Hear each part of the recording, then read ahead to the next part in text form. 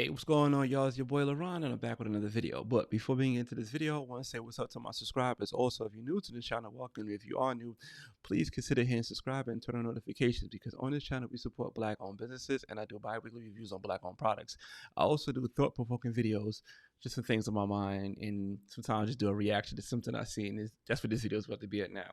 So this video right here is something that somebody sent me, and it's like, yo, this dude is bugging out. This dude is crazy. So I was like, all right, let me click it. And I saw the title, and I said, you know what? Let me not watch it. Let me watch it now and react to it live, because I think it's pretty interesting that he chose this title. And the title of this video is 1921 Tulsa Massacre was a big lie. And this is coming from the Officer Tatum. He's like a YouTuber or like an online personality that's pro-police. Is a black brother. I'm not sure where he's from, but he has a crazy big following. And he came out with this video saying that Tulsa Massacre was a big lie. And I'm like, okay, like we all know the story with Tulsa, Oklahoma, what happened 100 years ago, almost to the date, right? Because today is June 2nd and I'm recording this, but he said that this is a big lie. And I want to watch this video, see his talking points, and give you my opinion on it while we watching this video. So let's watch this video together and stay tuned. All right, let's go. First, I want to address a myth that I believe is a myth. And this is why. All right, right there. I appreciate the fact that he said he believes it's a myth. You know what I'm saying? He's not saying that it's facts. He's just saying that what he believes. So, all right, I give him props on that so far. So we 20 seconds in, I give him props on him saying like a disclaimer. That's cool. You can hardly ever trust black people in the plight of black people in this country. You can rest assured that you cannot trust what black people say happened to black people in this country. I don't know about that. I disagree with that. Like, do people exaggerate? Yeah, but also people who do stuff to black people, they kind of like trying to downplay it too. So I disagree with that. Like, okay, it's kind of off base so far. I mean, not even 35 seconds in. All right, let's go. The tune that I'm willing to not believe 90% of people's lies about racism and all these other things. It is now gotten to the point where it is impossible for me to believe black leaders and the black struggle in America. I'm almost to the point where I'm willing to deny 90% of what people are saying. Here's why. The Tulsa Massacre. Now, I did a little research. I watched a couple videos of people explaining it from a historical perspective. I did a little bit of research reading about the facts and circumstances surrounding the Tulsa massacre that it is today. It was a race riot before, I don't know, 2018. They turned in, these black activists and scholars turned it into the massacre of Tulsa. And let me give you some facts real quick. And this is why you cannot believe. In 20 years from now, Black Lives Matter is going to be the new Martin Luther King movement. And nobody's going to correct history. I agree with that. I do think that Black Lives Matter is in a trajectory of becoming of like on the same ilk as, you know, Black Panthers and Martin Luther King and Malcolm X and, you know, Marcus Garvey, like the ones that paved the way.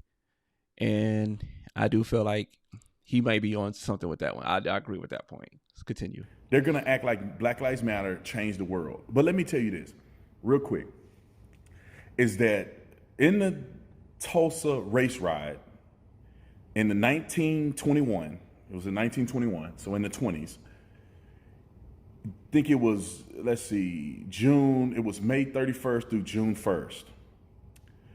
It all started because a black kid was on an elevator. He was a shoemaker. He was on an elevator with a white woman, and he was accused of raping her. People could hear her scream from the elevator.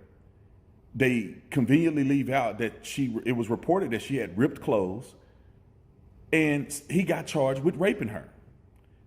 And let's go back to what black people say happened and why it is almost implausibility that this actually happened.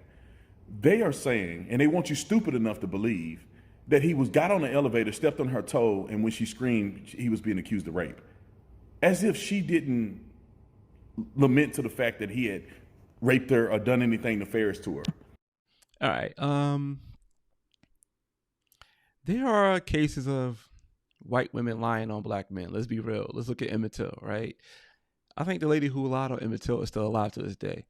There are cases of that. So, I guess what he read and the things that he found, maybe documents that's made by people that want to favor that story, but at the same time, this is what he found. This is documented, so we have to go by what the documents is, right?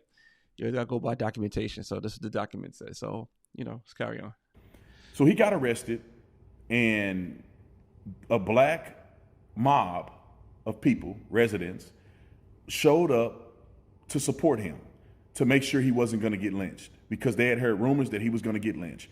Some of the black people that showed up was armed. This is the first encounter. This is the first process of people that showed up to the scene. Was black people, some of which were armed, to make sure that the black kid wasn't going to get lynched in Tulsa, Oklahoma, in the district of what they call Black Wall Street. Let's keep going. So in the spirit of these black people doing that, and there were white people who had heard that a black man raped a young girl on an elevator, they showed up. And reports say a shot was fired. The reports doesn't say who shot first. It says the shots were fired. And 10 white people died and 2 black people died. All right. That report I did see. I think I seen D.L. Hughley post it. It's hard to trust media, especially when media is biased. And I'm not saying that what he read is wrong, but also saying that maybe what was written was wrong. So we don't know for sure what really happened. We just know what was written. So he's going by what he's seen. And I did see that article. So, the article he's talking about is true. Initially, or something of that nature. It was more white people that died than black people initially. And then, according to the article, when obviously rumors went around that these things had occurred, then more white people showed up, and it was a full out BLM. That's what it is. It was a BLM. It was white people doing what BLM does today. That is, that they felt that it was white people getting done wrong from a black man raping a white girl. They went, a fight broke out, white people died, so white people showed up and burnt the city down. That's the way he tied that to BLM, if that's his stance, I'm not mad at how he did that. And I think that was pretty clever. I think it was a reach, but I understand what he's saying. You know what I'm saying? I understand what he's saying. I do appreciate that cleverness of that reach. You know what I mean? I like when people reach. You know what I'm saying? Like, rest in peace to Fred the Godson. His boss, he always reaching. You know what I'm saying? But let's continue. Sounds to me an awful lot like what BLM do today. Yet they are here acting like when white people do it, they call it a massacre of black people. I don't know who was right and who was wrong in that. But see the difference. What he's saying, there are surviving victims, right? That said that kind of go with the story that we was told as the massacre, and the city was burnt down. You know what I'm saying? So the surviving victims do, I guess, corroborate with the story that, it was a massacre, right? So he's going by something what he read by maybe a biased news media, and sometimes we going by what people were there. So, all right, let's continue. I do know that they're misappropriating facts. Your boy Joe Biden, that's your boy, wrote or tweeted that 300 black people died. That's not confirmed at all. The confirmed numbers were, I think, 36 people died. 36 people died. I think it was 10 white and 15 black. Confirmed.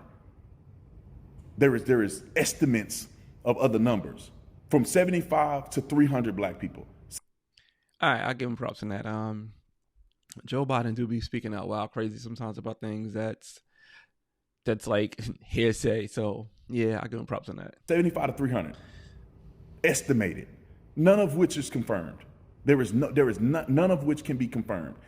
But there was confirmed about, I think it was 20 or 36 people lost their lives in it. And for the longest, it was a race riot.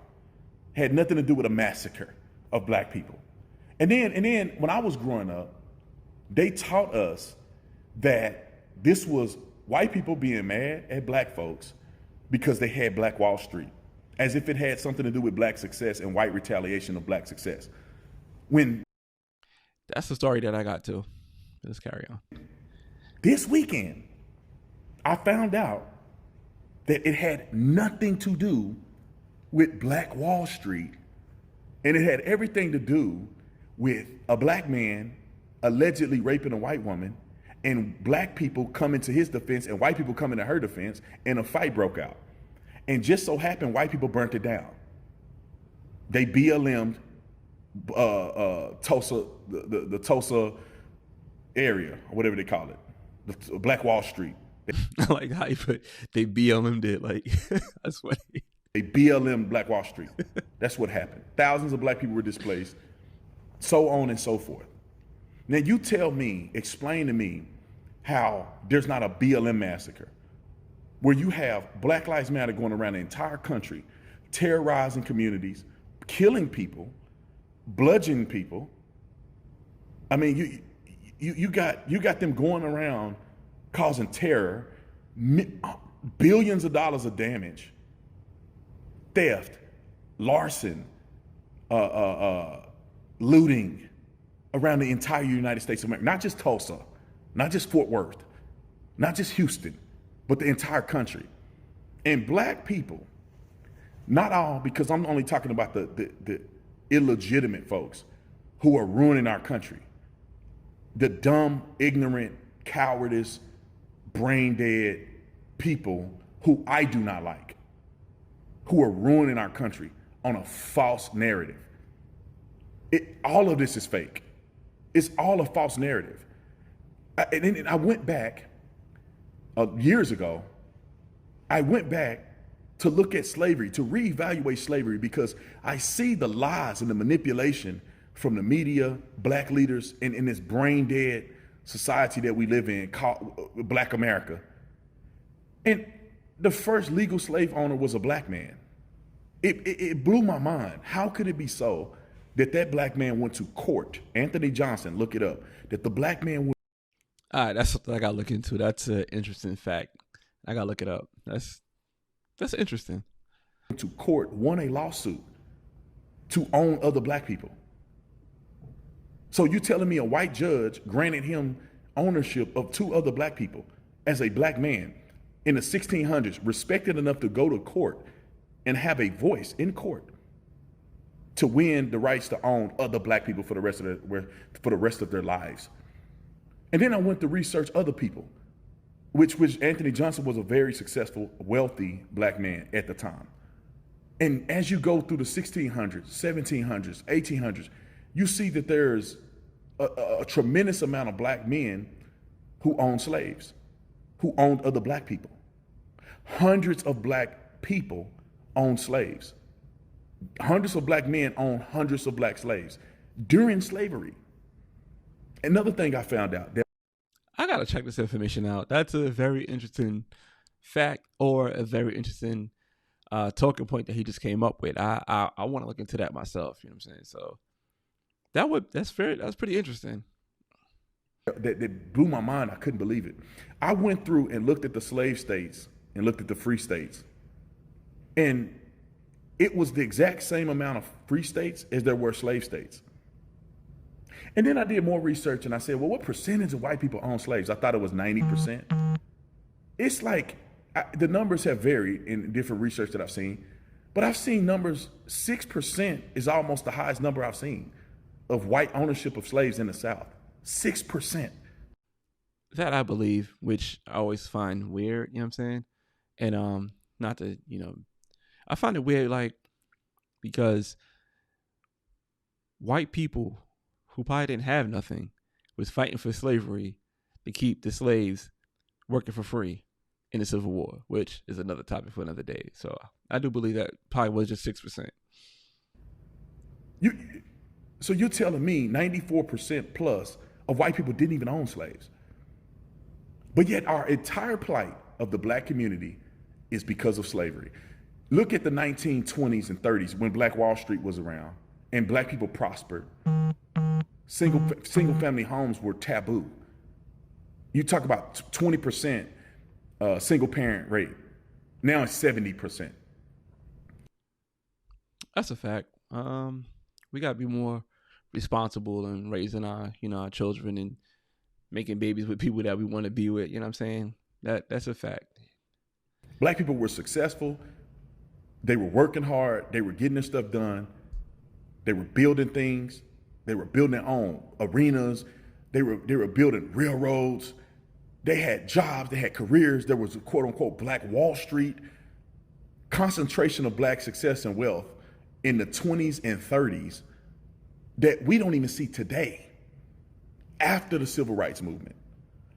I'm starting to become skeptical of the Civil Rights Movement and say, is the Civil Rights Movement have a little bit of BLM in it to where we are not told the entire truth of the Civil Rights Movement? Are we just told what Martin Luther King said on one speech? Because Martin Luther King was a socialist. Martin Luther King was a socialist, okay? He had some conservative principles. He was a socialist. However, and those are things that I did not agree with Martin Luther King on. Now, are we just hearing his one speech and people are glorifying his one speech? That's definite. Yeah. We definitely are glorifying that one speech, especially living in Atlanta. You know what I'm saying? I think they said, like, I have a dream on his tombstone. I could be wrong, but yeah, they do glorify the one speech. Like they glorify BLM? Was it more? Rodney King. Rodney King was another one. Rodney King, when I got to the police academy, I realized. I want to see how he put Rodney King with Martin Luther King. I know they got the same last name, but I want to see how he put this together. All right. That Rodney King wasn't who I thought he was, and the situation wasn't what I thought it was. I did not know that Rodney King beat a female officer almost to the point of death and then took cops on a high-speed chase. And then I went back in the context of that whole scenario. I saw them hitting him with a baton. Rodney King never complied. He never complied. The problem is, you got what? It was like 4 or 5 dudes, grown men, beat you with sticks. How do you comply? Like, what? I don't get that. So he lost me with that point. When you're beating a person with a baton and they don't comply and you keep beating them, it don't look right.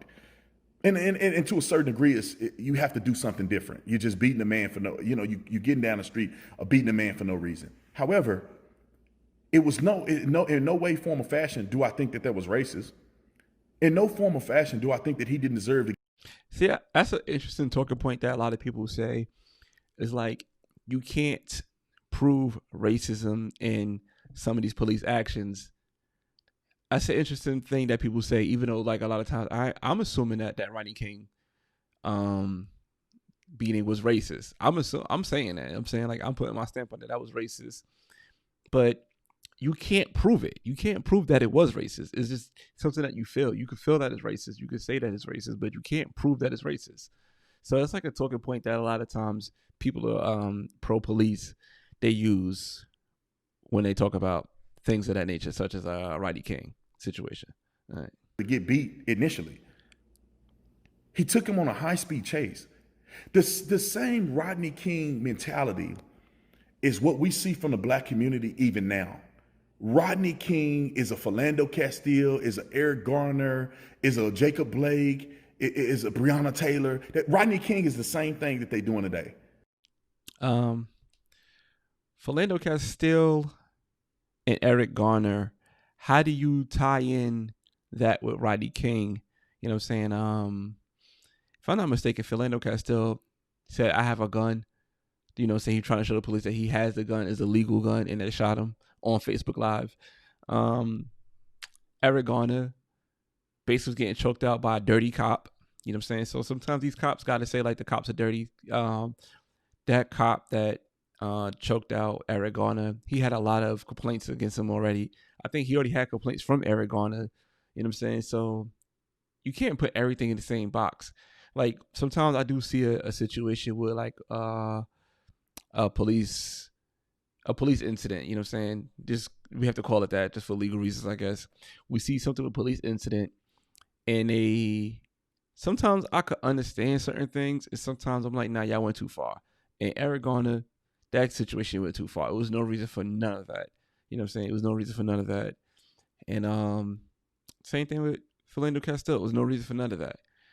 Jacob Blake, I get that. You know what I'm saying? I get that situation from, everything I got from it. And the Breonna Taylor, I get that situation as well. If, saying that the report saying that the boyfriend shot first at the police, they're going to fire back. And that whole story is crazy to me, but that's another story for another time. Rodney King was a criminal, and they beat him too long, but he deserved to get his butt beat.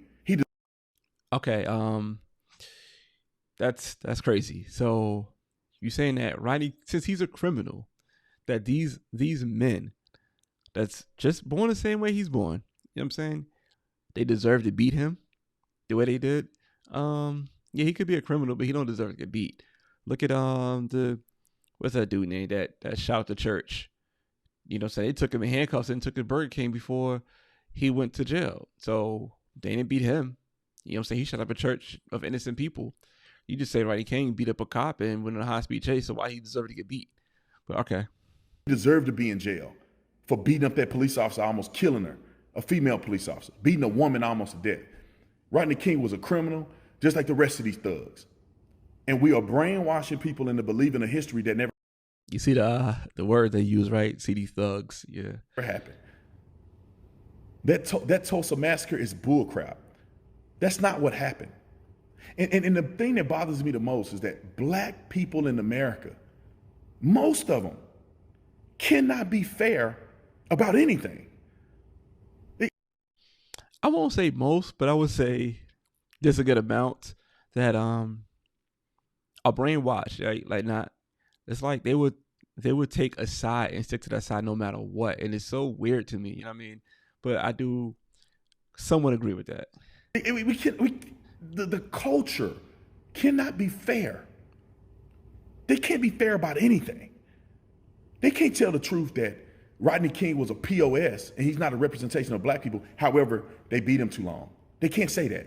He has to become a god. They can't say that George Floyd did not deserve to die, that it was wrong that he died, but George Floyd was a POS. He had no business being represented in the black community. He is not finna get a casket and a golden casket, and a funeral and murals and remembrance of the day he died. See, I always find it weird that police incidents have people that, the other side of the police supporters could combat their story. You know what I'm saying? Like, I didn't know nothing about George Floyd until I started hearing stories like, damn, he was that type of person. But he has a small point, you know what I'm saying? So let's continue on. That joker's a POS, ruining the black community almost every year of his life. And all of a sudden he becomes a god. Jacob Blake, they got Jacob Blake on the helmets of football teams. Jacob Blake raped a woman. Well, he sexually assaulted a woman and did digital penetration. I mean, he assaulted her with his. See, a lot of people don't know the Jacob Blake story, and I guess he's about to provide that story now. Yeah, a lot of people dropped the ball with Jacob Blake. With his hand, digitally, with his fingers, whatever you want to call it. He was zone restricted from his baby mama's house and this whole city. Yet he showed up in the city with a knife in his hand and fought the police and got shot. And y'all worshiping him like he's a god. Not to mention, he did have the kids in the car. So with all that he said, and on top of having his kids in the car, yeah, Jacob Blake wild out for that.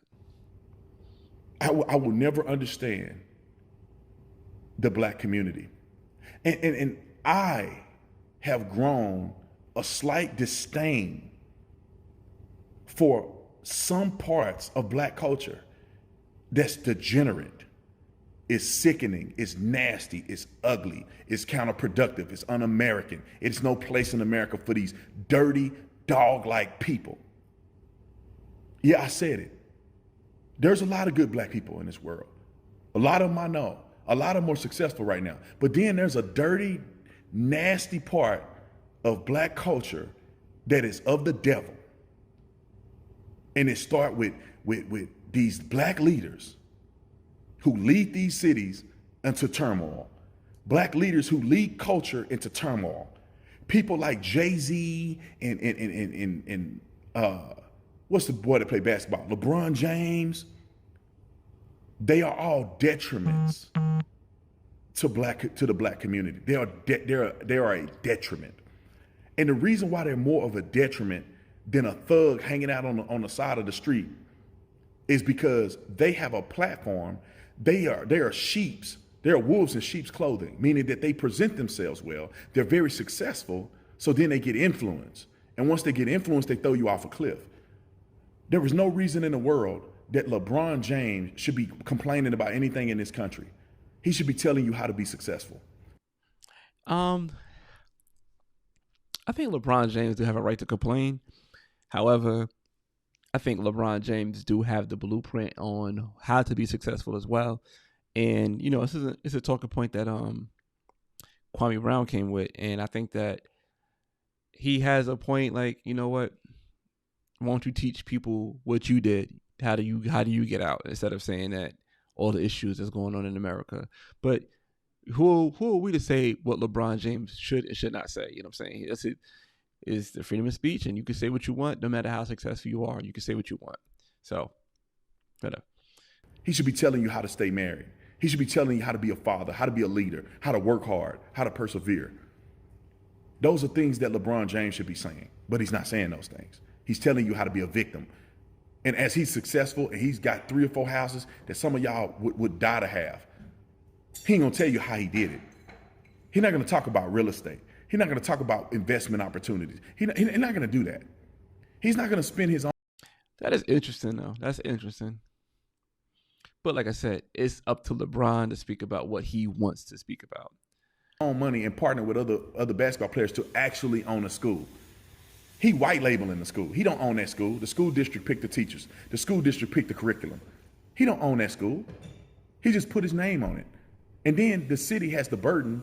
Once they meet a threshold of students, the city then take over the tax burden. He's absolved of it. That poor city is gonna have to pay for that school he created. I gotta look into that. That's not the first time I heard that he white labeled the school. I like that term. I gotta look into that. Let's continue. And when him, all of these big time millionaires, they have the ability to help the black community and make a difference, and they don't. But anyway, that's enough. I've said enough. I think I made my statement very clear that these people are detriments, and I'm sick of them lying. Go do your own research. Look at the truth. Quit judging people by the color of their skin and judging by the content of their character. And there's good people in every race. There's bad people in every race. And if you can't get that through your head, then you a loser, and you ain't never gonna make it nowhere in life. You ain't gonna make it far, and you're not gonna have a good legacy. Your legacy is gonna suck. Anyway, all right. So that was interesting. It was some things he said in that video I want to look up to myself, like he said about the black owned slave, the black people owning slaves. You know what I'm saying? That's interesting. One other thing I want to look up. I want to look about like LeBron's school. You know what I'm saying? And it's interesting. You know, it's a lot of talking points in that video that I do not agree with. However, it's a lot of talking points in there that you can still pick up and use the gems that he just dropped on certain things. You know what I'm saying? Like, I think we need to really look at some of the victims of police brutality, and we don't have to make them into martyrs. You know what I'm saying? We don't have to make them to like when Nancy Pelosi said, George Floyd sacrificed his life. You know what I'm saying? We don't have to do that. You know what I mean? We have to see everything in context fully. But I would say this, like, the dickhead cops, they gotta go. You know what I'm saying? Like he said about the Rodney King beating, like, yo, you beat this. He said that they deserve to beat him, but they beat him for too long. Like, you don't make that judgment. You're not God to say that who needs to get beat and who don't need to get beat. So I think that was kind of off base. And I like the BLM stretch. You know what I'm saying? Do I agree with it? I can see where he's going with it. So I do agree with the direction, but at the same time, I like the way he stretched that. You know, say that was very creative. I think that was a creative stretch. But leave in the comments, man. Tell me what y'all think about this video. You already know what I think about it because I just told you what I thought about it. And thank you for watching. I appreciate you sharing this moment with me. And let me know, you know, saying you like the reaction type videos because I think sometimes we miss certain dialogue because we don't like a certain group of people. And I want to try to break that dialogue to people so we can know, like, all right, this person think like this because of this. And let's become a meeting ground because at the end of the day, we all we got. You know what I'm saying? Let's be real. We all we got. And let's have a meeting ground. Let's see if we could discuss things as a group. You know what I mean? But that's that, man. So let me close this out. And I appreciate y'all. Till next time. Peace.